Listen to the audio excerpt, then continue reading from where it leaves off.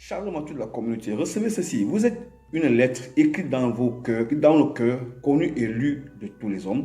Vous êtes manifestement une lettre de Christ écrite par notre ministère, non avec l'encre, mais avec l'Esprit du Dieu vivant, non sur les tables de pierre, mais sur les tables de chair, sur vos cœurs.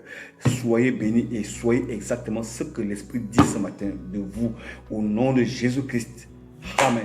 Célébrons le Seigneur. Alors, nous continuons notre étude sur les paraboles de Jésus-Christ et cela nous enseigne sur beaucoup de choses. Les paraboles ont été proposées dans l'Ancien Testament par l'Éternel, le Dieu vivant, notre Père lui-même. On pourra le lire dans le livre de Ézéchiel chapitre 17. Ézéchiel chapitre 17 nous donne quelque chose que Dieu avait proposé. La Bible dit, la parole de l'Éternel me fut adressée en ces mots. Fils de l'homme, propose une énigme, dis une parabole à la maison d'Israël. Tu diras, ainsi par l'Éternel, le Seigneur l'Éternel, le grand aigle aux longues ailes, aux longs plumages couverts de plumes chatoyantes vint jusqu'au Liban. Alors, attendez. Vous voyez, Dieu, il prend une histoire, il raconte, et puis c'est pour montrer quelle est sa position par rapport à la situation actuelle, la situation qui prévalait à ce moment donné, puisque le peuple d'Israël était en captivité en Babylone.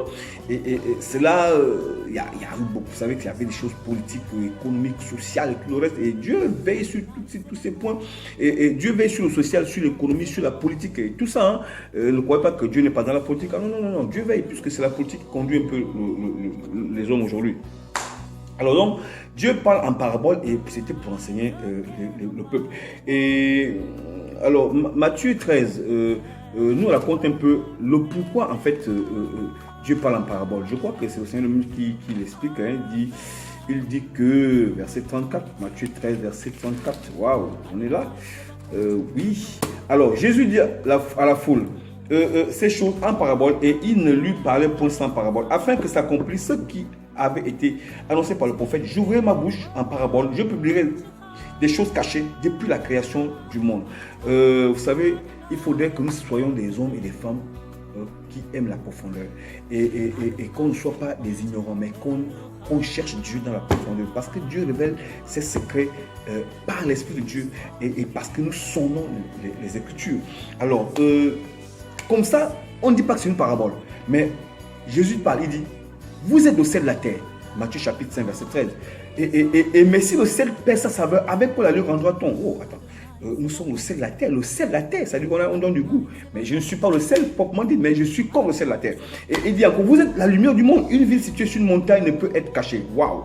Alors, vous voyez, ça, c'est pas écrit que ce sont des paraboles. Mais le Seigneur enseigne l'homme. Il remet l'homme à sa place par rapport au monde, parce que nous sommes le sang du monde. C'est nous qui le monde nous appartient, la terre nous appartient. Vous savez, il y a tellement de choses comme ça qui nous sont enseignées qu'on ne sait pas que c'est des comparaisons, qu'on ne sait pas que c'est des paraboles, qu'on ne sait pas que c'est des paroles, qu'on ne sait pas que c'est des énigmes, qu'on ne sait pas que ce sont des métaphores, c'est des aphorismes. C'est des choses qui nous sont enseignées par l'Esprit. Alors, demain, nous allons continuer et que Dieu vous bénisse.